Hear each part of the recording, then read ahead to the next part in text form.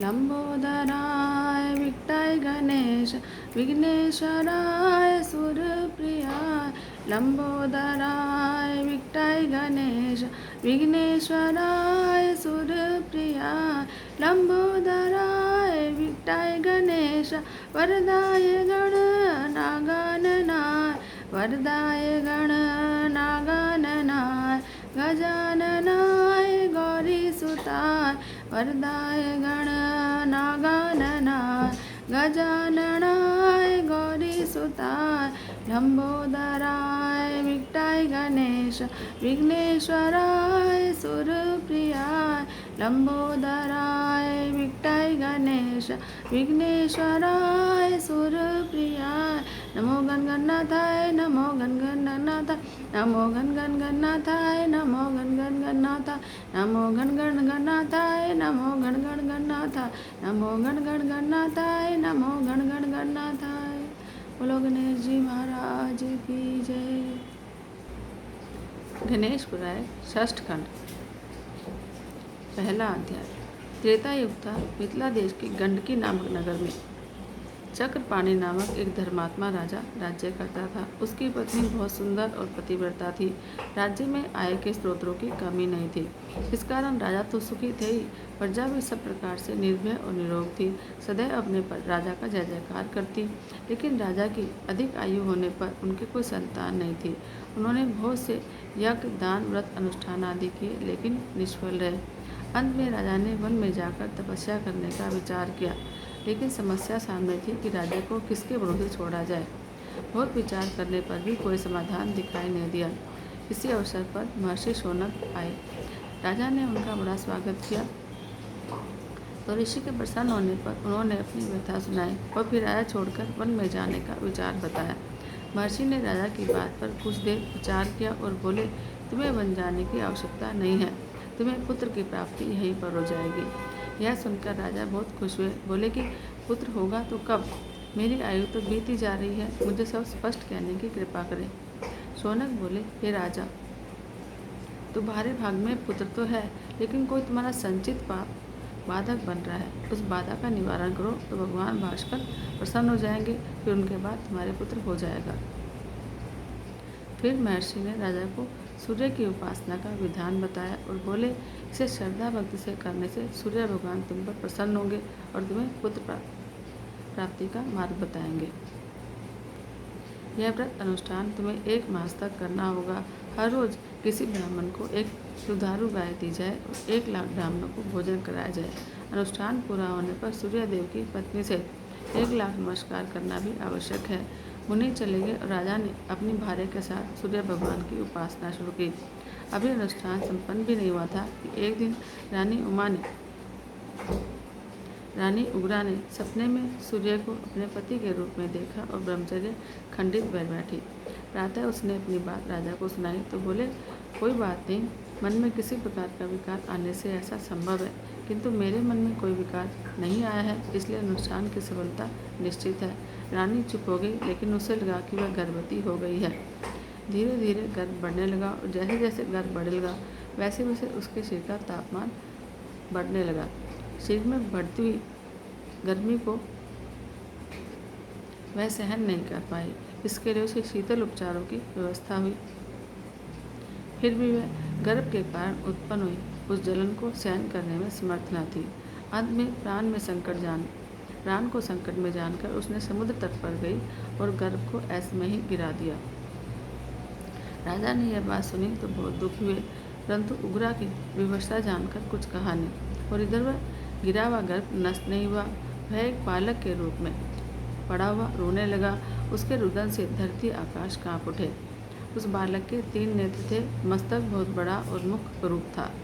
केश लाल रंग के थे और हाथ में त्रिशूल लिए उत्पन्न हुआ था और उसके कारण समुद्री जीव भी व्याकुल हो रहे थे।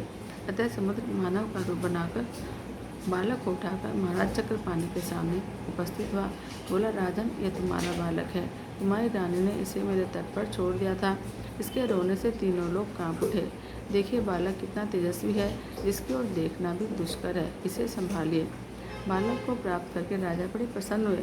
रानी ने भी हर्षित मन से उसे गोद में लेकर दुग्ध पान कराया। उसके नाम सिंधु, उग्रेशन और विप्रसादन रखे गए। वह जल्दी से बड़ा होने लगा। वह बड़ा ही क्रूर, अहंकारी और बलवान था। बाल्यकाल में ही मनुष्यों से तो क्या, हाथियों से टक्कर लेने लगा। छोटी सी आयु में कितने हाथी उसके मुष्टि प्रहार से घायल हो जाते और कितने ही वृक्ष उसके मुष्टि प्रहार से गिर जाते। उसके पराक्रम को देखकर माता बड़ी खुश होती। शीघ्र ही वह बालक किशोरावस्था को प्राप्त हुआ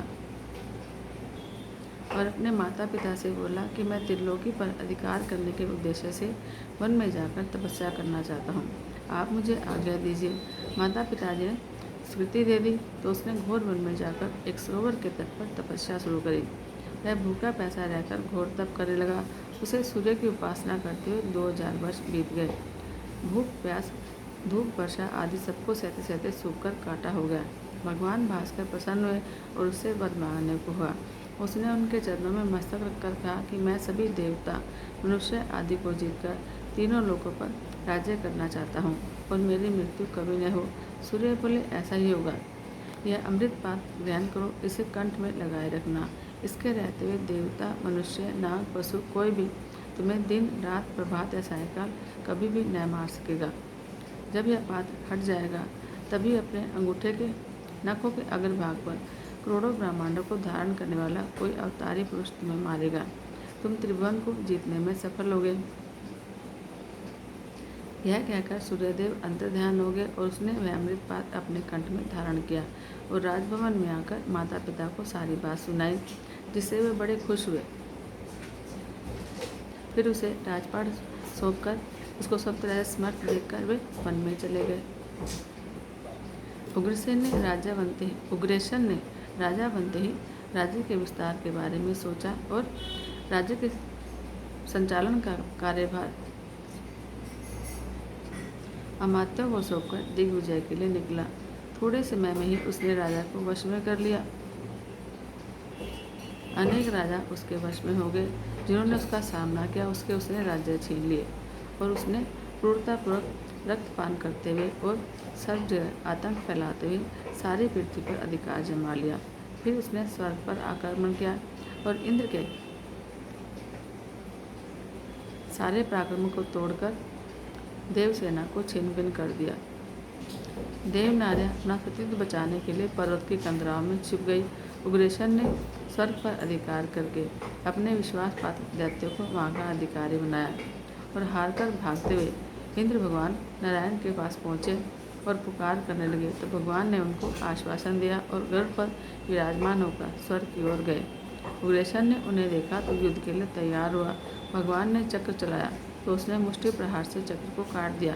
गदा चलाई तो असुर ने उसे चूर चूर कर दिया। भगवान बड़े चकित हुए और समझ गए कि यह वर के कारण इतना प्रबल हो रहा है।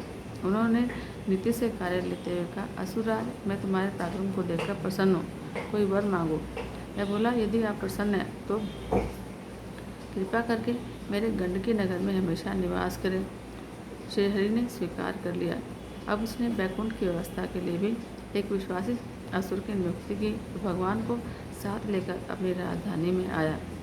वहाँ वह सबसे अच्छे भवन में भगवान को ले जाकर बोला, आप चाहें तो जिन देवताओं के साथ रहना चाहते हैं सुखपूर्वक यहाँ पर रह सकते हैं। भगवान वहीं रहने लगे। तब इंद्र आदि देवताओं ने उनसे कहा, आप तो इस मर्त्य धाम में कारावास कर रहे हैं, अब हमारा क्या होगा। रमानाथ बोले, काल का उल्लंघन कोई नहीं कर सकता। उसी के प्रभाव से सभी देहधारी उत्पन्न होते हैं, बड़े होते हैं और मरते हैं। वह काल इस दैत्य को भी भक्षण कर लेगा, लेकिन उस काल की प्रतीक्षा करनी होगी। कभी कभी अपने माता पिता के पास जाकर अपनी विजय गाथा सुनता तो उसे बड़ी प्रसन्नता होती। वे उसे आशीर्वाद देते, लेकिन कभी ये नहीं पूछते कि तू शासन कैसे चलाता है, कोई अधर्म का कार्य तो नहीं करता, प्रजाजनों को सुखी भी रखता है या नहीं। अब उसने एक चरण और आगे बढ़ाया, घोषणा की कोई भी व्यक्ति यज्ञ, दान, उपासना आदि न करे। मंदिरों में स्थापित प्रतिमाएं हटाकर जल में डुबा दी जाए और धरती में गहरी गाड़ दी जाए। उन प्रतिमाओं के स्थान पर उग्रेशन मूर्ति स्थापित कर उनका नित्य पूजन किया जाए। राजभय से सबको वही करना पड़ा। जो विद्वान और धर्मज्ञ पुरुष, योगी, तपस्वी आदि उस प्रकार के अत्याचार को नहीं सह सकते थे, नगर छोड़कर जंगल में चले गए। सब सर्वज्ञ असुरों का जोर बढ़ गया। मांस, मदिरा सेवन और सतीत्व नाश, चोरी, मिथ्या भाषण, छल कपट आदि की घटनाएं सब जगह होने लगी। इस प्रकार जहाँ देखो वहाँ आसुरी कर्म ही दिखाई पड़ रहे थे। उग्रेशन के अत्याचार से दुखी हुए देवगण एक गुप्त स्थान पर उसके हारने का उपाय सोचने लगे। उस समय बृहस्पति ने उपाय सुझाया कि भगवान गजानन का पूजन करो, वे सभी संकटों का नाश करने में समर्थ हैं। संसार के सर्व पालन और लय में वे ही परमात्मा एकमात्र कारण हैं। इस दैत्य का विनाश वही कर सकते हैं। उन विघ्नेश्वर विनायक को माघ मास की शुक्ल चतुर्थी बहुत प्रिय है। उस दिन जो उनका पूजन करता है वह संकटों से मुक्त हो जाता है। देवता बोले, उनका पूजन कैसे करें? बृहस्पति बोले, अब माघ मास का मात्र आरंभ ही है। कृष्ण पक्ष के इस मंगलवार को चतुर्थी तिथि आ रही है। उस दिन इनका षोडशोपचार से पूजन करते हुए इनकी स्तुति करें और वे उस दैत्य को मार डालेंगे। वे बड़े करुणा सिंधु हैं, तुम अपने पद को पुनः पा सकोगे। अब गुरुदेव के आज्ञानुसार माघ कृष्ण चतुर्थी को देवताओं ने संकट चोट का व्रत किया और भगवान गणपति की प्रतिमा स्थापित कर षोडशोपचार से पूजन के बाद उनकी स्तुति करी। दीनानाथ दया सिंधु, योगी रित पद्म संसित, अनादि मध्य रहित, स्वरूपाय नमोन्मय। हे दीनों के स्वामी, हे दया सिंधु, हे ज्ञान गम्य, आपको नमस्कार है। हे मायातीत, भक्तों के अभीष्ट पूर्ण करने वाले, आपको बार बार नमस्कार है। देवताओं की स्तुति से भगवान विनायक प्रकट हुए। वे सिंह के समान प्रतीत होने वाले मूषक पर सवार और अद्भुत वस्त्र आभूषणों से अलंकृत हो रहे थे। बोले कि तुम्हारे इस संकटी चौथ व्रत से मैं संतुष्ट हूँ, बोलो क्या चाहते हो। देवताओं ने कहा, उग्रेसन नामक एक असुर हमारा राज्य छीन कर बैठा है और विष्णु को भी उसने कैद कर रखा है। हमारा राज्य हमें वापस दिलाने की कृपा करें। गणनायक ने कहा कि मैं शीघ्र ही वीरेश्वर नाम के अवतार धारण कर तुम्हारी कामना पूरी करूंगा और तुम समझो कि उग्रेशन का विनाश अब हो ही गया। यह कहकर भगवान विनायक अंतर्धान हो गए। उधर देवताओं के हार का समाचार मिलने पर भगवान शंकर पार्थिव और 7 कोटि गणों के साथ कैलाश छोड़कर त्रिसंध्या क्षेत्र में निवास करने लगे। वहाँ दैत्य के आतंक से गौतम आदि बहुत से ऋषि मुनि पहले से ही निवास कर रहे थे। भगवान शंकर ने वहाँ पर तपस्या शुरू कर दी। एक दिन सुबह पार्थिव जी ने अपने नाथ से पूछा कि आप तो स्वयं ही सृष्टि, स्थिति और प्रलय के एकमात्र कारण हैं, फिर किसकी प्रसन्नता के लिए तप कर रहे हैं? शिव जी बोले, प्रिय, अनंत कर्म वाले जिन भगवान के प्रत्येक रूप में असंख्य ब्रह्मांड रहते हैं, वे समस्त गुणों के ईश्वर गणेश ही मेरे आराध्य हैं। ऐसे अनेक व्यक्तियों ने गुणेश भी कहते हैं, उनकी प्रसन्नता के लिए तप करना आवश्यक होता है। गौरी ने तपस्या की विधि पूछी तो शिवजी ने उन्हें गणेश के एकाक्षी मत गम का उपदेश कर उपासना की विधि बताई। तब गौरी भी प्रसन्न मन से शिवजी की आज्ञा लेकर तपस्या के लिए सेकनादी पर्वत पर गई। वहाँ उन्होंने 12 वर्ष तक घोर तप किया। फिर तब भगवान गणेश ने दर्शन दिए। उनका अद्भुत रूप था। 10 भुजाएं, गज बदन, मस्तक पर चंद्रमा, मध्य भाग में नारायण मुख और दक्षिण भाग में शिव मुख और वाम भाग में ब्रह्म मुख दिखाई दिया। वे शेषनाग और पद्मासन लगाए हुए विराजमान थे। उन्होंने गंभीर वाणी में कहा कि जगदीश्वरी, मैं आपकी तपस्या से प्रसन्न हूँ, आप वर मांगे। पार्थिव ने कहा कि आप प्रसन्न हैं तो मेरे पुत्र के रूप में प्रकट होकर हमें हमेशा दर्शन लाभ करावें। एवमस्तु कहकर गणेश्वर अंतर्ध्यान हो गए और गिरजा ने वहाँ पर एक सुंदर मंदिर की स्थापना कर गणेश जी की मूर्ति स्थापित करी और उसका नाम रखा गिरिजात्मज। और फिर से भगवान शंकर के पास आई और उन्हें वर प्राप्ति की बात बताई। श्री जी बोले, देवी, भगवान तुम्हारे पुत्र के रूप से अवतार लेकर दैत्य उग्रेशन और उसके साथियों को मारकर पृथ्वी का भार उतारेंगे और इंद्रादि देवताओं को उनका अधिकार दिलाएंगे। इसके बाद उस क्षेत्र में पार्थिव के तप को चर्चा का विषय बन गया। धीरे धीरे भाद्र मास के शुक्ल पक्ष की चतुर्थी आई। उस दिन चंद्रवार, स्वाति नक्षत्र, सिंह लगन और 5 शुभ लग्नों का समय था। पार्थिव ने गणेश का षोडशोपचार से पूजन किया ही था कि असंख्य मुख, असंख्य नेत्र, असंख्य कान, नाग, हाथ से युक्त विराट स्वरूप तेजस्वी बालक का प्राकट्य हुआ। उसने गिरजा से कहा कि मातेश्वरी, मैं वही गणेश हूँ जिनकी आप आराधना करती हैं। अब आपके पुत्र रूप में मेरा प्राकट्य हुआ है। गिरजा बोली, महामहिमा में अपने इस विराट रूप को छोड़कर मुझे पुत्र सुख दो। इतना कहते ही वे बालक बन गए। सुंदर नासिका, 3 नेत्र, 6 भुजाएं, विशाल वक्षस्थल, दर्शनीय मुख, चरणों में ध्वज, अंकुश और कमल आदि के शुभ चिन्ह और करोड़ों चंद्रमाओं के समान उज्ज्वल गौरवर्ण था। भगवान शंकर ने बालक को देखकर प्रणाम किया और बोले, पार्वती, ये बालक सबका स्वामी है, सब लोगों का नाथ है और सभी के आश्रयभूत परमात्मा है। यह तुम्हारे पुत्र के रूप में प्रकट हुए हैं। शिवजी ने बालक का जातकर्म संस्कार कराया और विप्रों को दान दिए। पार्वती ने उन्हें दुग्ध पान कराया। समस्त क्षेत्र में ज्योतिषगण आए और उन्होंने बालक का नाम विघ्नहरण, विनायक, गुणेश या गणेश रखा और कहा कि यह बालक सभी शुभ कर्मों में सबसे प्रथम पूजनीय होगा। इसके द्वारा दैत्यों का संहार अवश्य भावी है। उग्रेशन के गुप्तचरों ने उसे बताया कि कैलाशवासी शिव आपके भय से दंडकारण्य के त्रिसंध्या क्षेत्र में अपने करोड़ों गरीब और अनेक ऋषि मुनियों के साथ रहते हैं और शिव पत्नी को भी एक पुत्र की प्राप्ति हुई है, जिसके विषय में ज्योतिषी कहते हैं कि वह असुरों का संहार करेगा। दैत्य बोला, कहाँ मैं इतना बड़ा और कहाँ मैं छोटा शिशु, वह कैसे मुझे मार सकता है। तभी उसने आकाशवाणी से कि दैत्य, तेरा काल समीप है, तुझे मारने के लिए गणेश ने अवतार लिया है, अब अभिमान छोड़ दे। अमात्यों ने कहा कि त्रिभुवन, आपके अमर रहने का प्राप्त है, चिंता कैसी। आकाशवाणी से इस प्रकार कहलवाना देवता को कोई षड्यंत्र लगता है। हम उसे बालक को अवसर पाते ही मार डालेंगे, आप निश्चिंत रहें। उग्रेशन ने चैन की सांस ली और कहा, यही करना पड़ेगा। अब शत्रु बालक पर अभी तो काबू पाना सरल है, बाद में मुश्किल हो जाएगा। अब असुर की आज्ञा पाते हुए बहुत से मायावी असुर उठे और दंडकारण्य की गुफा में जाकर अवसर की प्रतीक्षा करने गए। उन्होंने समस्त त्रिसंध्या क्षेत्र को अपना लक्ष्य बना रखा था। वे वहाँ की हर एक गतिविधि को ध्यानपूर्वक देखने लगे। एक दिन एक असुर ने गिद्ध का रूप बनाया और कुटी के बाहर खेलते हुए गणेश जी के पास पहुँचा। जब उसने इधर उधर देखा तो कोई उसे देखने वाला नहीं था, तो उसने अचानक से भयंकर रूप बना लिया और एक बड़ा पक्षी बनकर अपनी चोंच में दबाकर आकाश में गणेश को ले चला। तभी माता पार्वती बाहर आए तो पुत्र को न देखकर गणेश गणेश पुकारती खोजने लगी। आकाश में उड़ते हुए गिद्ध असुर की चोंच में दबे हुए गणेश जी ने माता की पुकार सुनी तो असुर के मस्तक पर मुष्टि का प्रहार किया।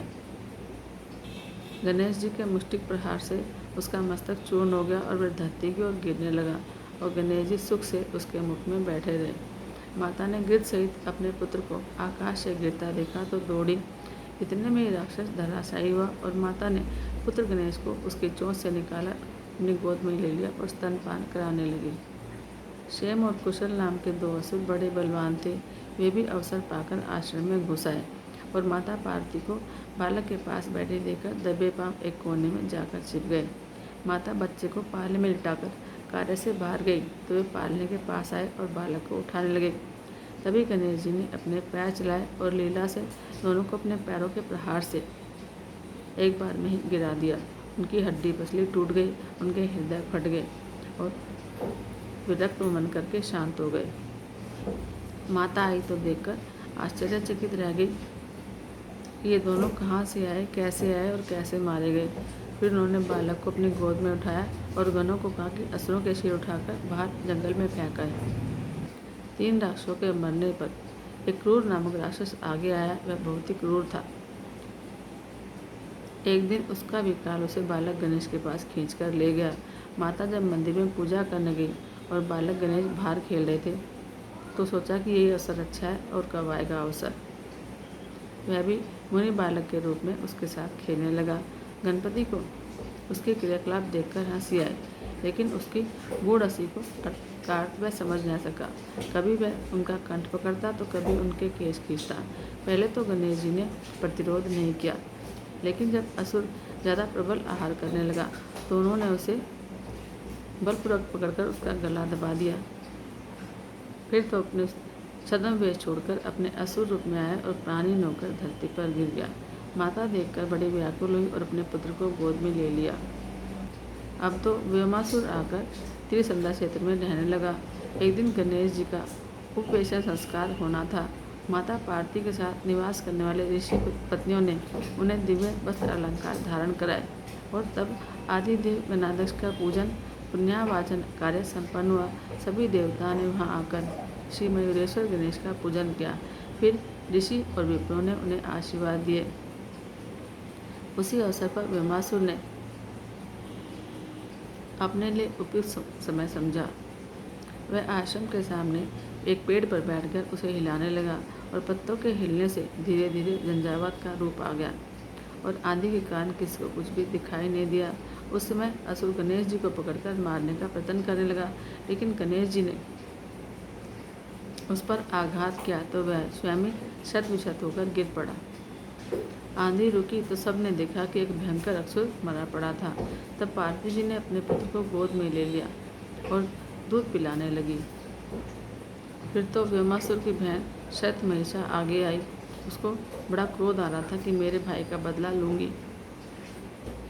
उसने 16 साल की किशोरी का रूप बनाया और पार्वती के पास जाकर उनको प्रणाम करके बैठ गई। पार्वती ने उसे कोई देव कन्या समझा और उसका बड़ा सत्कार किया। भोजन आदि से संतुष्ट कर उसे रात में अपने पास ही सुलाया, परंतु वह तो गणेश जी को देख रही थी। पार्वती जी को नींद में देखकर वह उठी और मयूरेश्वर को स्पर्श करने लगी, लेकिन बालक गणेश ने राक्षसी के नाक कान पकड़ लिए। उसने छुड़ाने का बहुत प्रयत्न किया, लेकिन छुड़ा ना सकी और छटपटाती हुई चित्कार कर गिर पड़ी। इसे सुनकर पार्वती जी बाकी ऋषि पत्नियां भी सोते से उठकर दौड़ी हुई आई और देखा कि बालक गणेश ने एक राक्षसी को मार डाला था। फिर तो सारी महिलाएं भय से डर गई और माता बालक को उठाकर उन्हें दूध पिलाने लगी। फिर तो एक एक करके बहुत से असुर वहाँ आते रहे और प्राण गंवाते रहे। इस प्रकार कमट, तल्प, दुंदुभि, अजगर, शलभ, नुतुर, मत्स्य, शैल, कर्दम आदि अनेक राक्षस मारे गए। जितने भी राक्षसों ने अपनी लीला समाप्त की, वे सभी भगवान के हाथ से मरने के कारण मोक्ष के अधिकारी बने। वस्तुतः वे सारे बड़े सौभाग्यशाली थे। भगवान को मारने के विचार से उनके पास आकर उन्हीं से लड़ाई करके उनके धाम को प्राप्त हुए और धीरे धीरे मयूरेश 5 साल के हो गए। फिर तो वह बच्चों के साथ क्रीड़ा करने लगे, कभी गाते, कभी नाचते, कभी हंसते खेलते थे। एक दिन दोपहर में उन्हें भोजन नहीं मिला। माता किसी काम में लगी हुई थी और वे भूख से सोच रहे थे कि भोजन कैसे और कहाँ से मिले। जब कोई उपाय सूझा नहीं तो वे महर्षि गौतम को कुटी पर जा पहुँचे और वह कुटी बहुत पास में थी और ऋषि पत्नी भोजन बनाती ही किसी कारण से पाकशाला से बाहर निकल आई। गणेश जी ने पाकशाला में जाकर पके भोजन का पात्र उठाया और बाहर निकल आए और सभी बालकों ने पूछा तो क्या है, तो बोले भोजन है, भूख लगी है इसलिए लेकर आए। खेलते हुए बहुत देर होगी, पहले खा ले फिर खेलेंगे। फिर उन्होंने सभी बालकों को अन्न बांटा और सबने खा लिया और दोबारा से खेलना शुरू करा। इधर ऋषि पत्नी ने पाकशाला में जाकर देखा कि अन्न पात्र नहीं है। वह महर्षि के पास जाकर बोली, पाकशाला में अन्न पात्र नहीं है, पता नहीं कहाँ गया। अभी तो बलि वैष्णोदेव कर्म भी नहीं हो पाया था। महर्षि भी बड़े आश्चर्य में पड़े और पाकशाला में गए और सब और देखा कि अन्न पात्र नहीं था। तब बाहर उन्होंने उमापुत्र को मुनि बालकों के साथ खेलता देखा और खाली अन्न पात्र को उनके पास देखा। उनको समझते देर न लगी कि बालकों ने अन्न पात्र उठा लिया है और मिलकर खा लिया है। उन्होंने ध्यान लगाकर गणेश जी की करतूत जान ली और क्रोधित होकर बोले, अरे तू शिव और माता पार्वती का पुत्र होने पर भी दुष्कर्म करता है। हम तुझे परम परमात्मा समझते थे।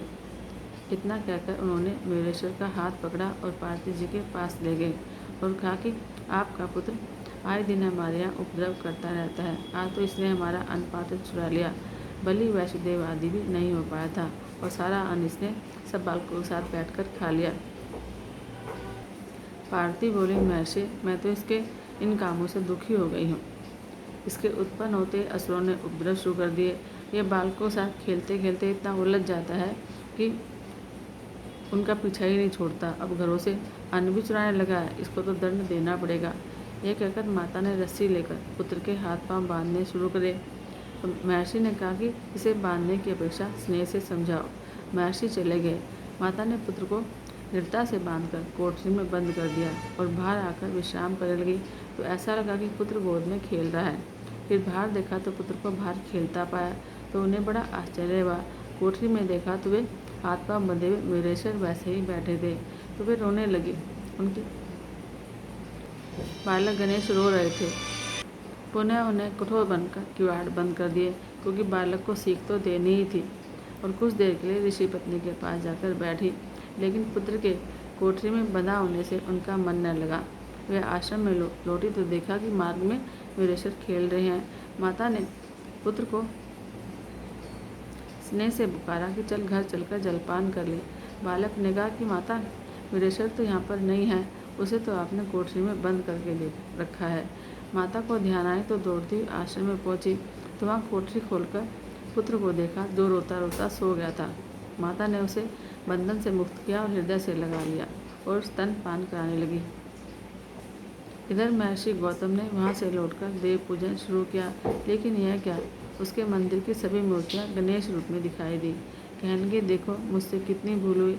वीरेश्वर को सामान्य बालक समझकर उसकी माता के पास ले गया और उसकी माता ने उसे बांधकर कोठरी में बंद कर दिया। यह तो हमारा सौभाग्य था कि पारम परमेश्वर हमारे साथ भोजन करके हमारे साथ खेल रहे थे। हे भगवान, हमारा अपराध क्षमा करो। यह कहकर महर्षि श्री गणेश के ध्यान में मग्न हो गए और उनकी पत्नी पुनः भोजन बनाने में व्यस्त हो गई। अभी गणेश की आयु का 6वां वर्ष चल रहा था कि तभी एक दिन शिवजी के आश्रम में विश्वकर्मा आए। वीरेश्वर खेलने के लिए गए हुए थे तो लौट आए। विश्वकर्मा ने उन्हें प्रणाम किया और बोले, आपके प्रकट होने का समाचार मुझको जानकर आपको देखने आया हूँ। गणेश बोले, बड़ी कृपा की आपने, लेकिन मेरे लिए क्या लेकर आए हैं? तो विश्वकर्मा ने कहा, यह चराचर के नाथ के लिए मैं क्या ला सकता हूँ? फिर भी सभी शत्रुओं के संग्राम के लिए परशु, पास, पद्म और अंकुश लाया हूँ। अरे वाह, ये तो कितने सुंदर उपहार हैं। यही तो मैं चाहता था। असुर बहुत उपद्रव कर रहे हैं और देवता इधर उधर भागे फिर रहे हैं। अब असुरों से युद्ध तो करना ही पड़ेगा। फिर विश्वकर्मा उन्हें प्रणाम और परिक्रमा करके चले गए और गणेश जी उन दिव्य अस्त्रों का चलाने का अभ्यास करने लगे।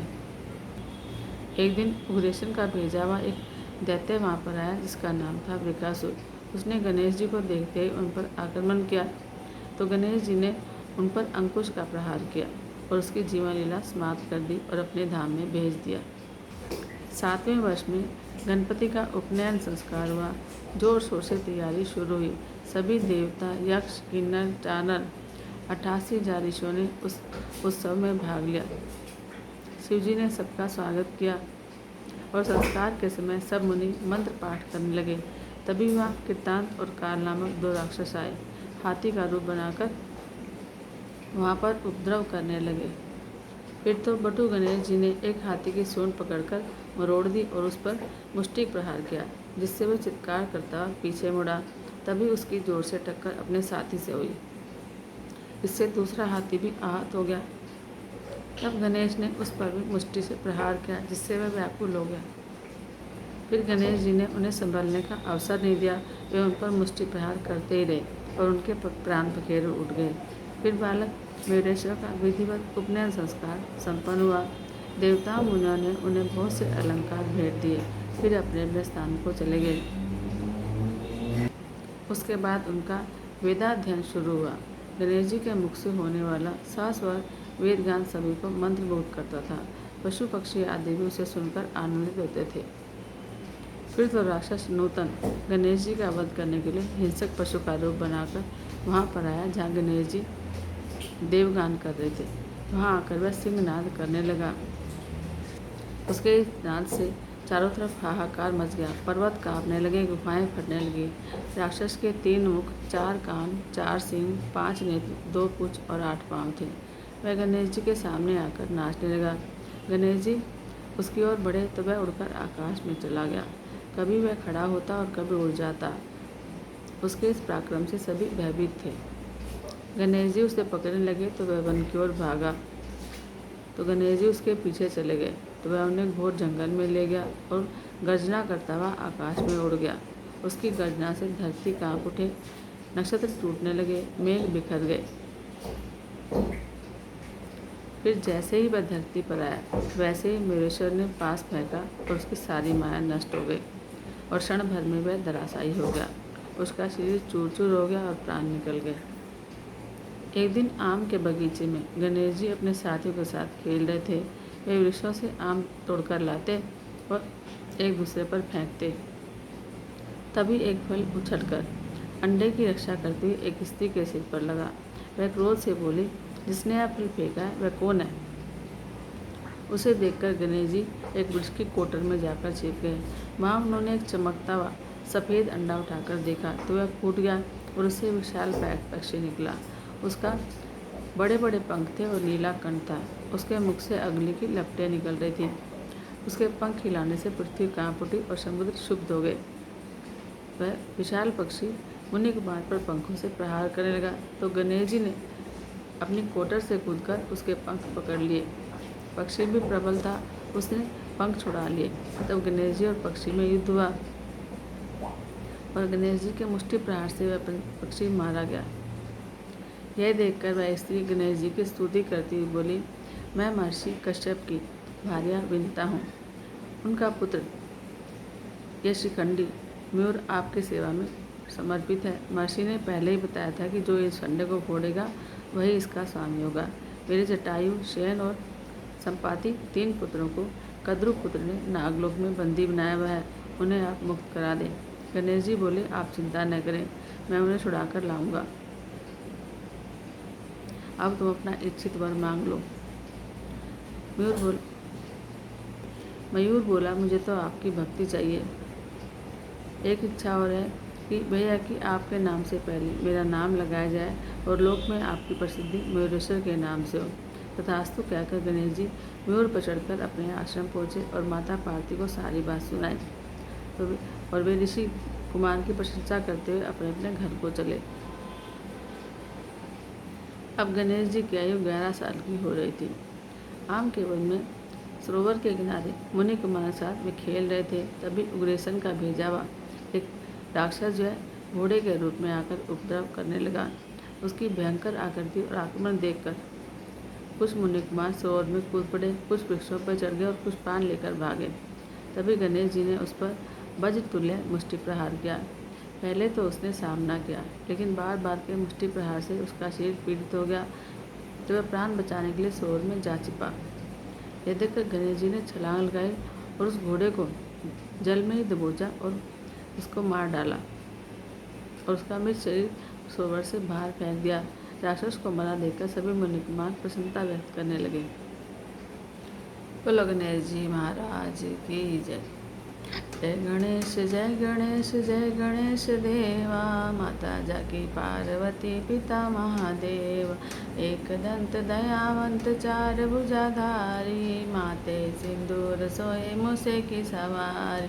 अंधन को आँख देत कोडिन को काया, बांझन को पुत्र देत निर्धन को माया। लड्डुअन का भोग लगे संत करे सेवा, पान चढ़े फूल चढ़े और चढ़े मेवा। दीनन की लाज रखो शंभु सुतवारी, कामना को पूरा करो जय बलिहारी।